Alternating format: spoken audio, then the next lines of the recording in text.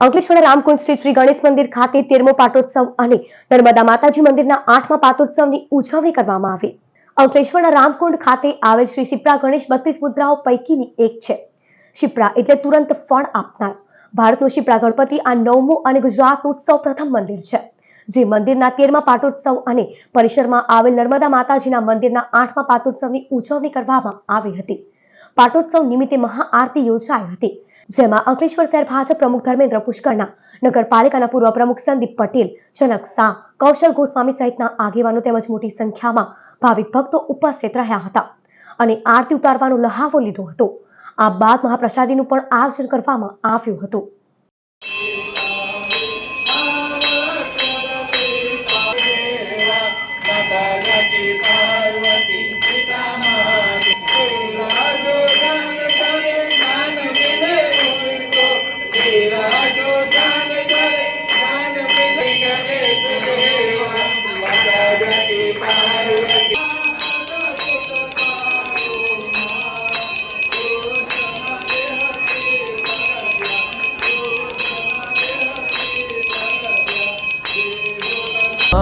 कायं रुद्धिसिद्धिवरदायकं गणपतिं निधिपतिं सर्वजनलोकनायकं रुद्रप्रियं यज्ञकायं नमामि हे दीर्घकायकम्।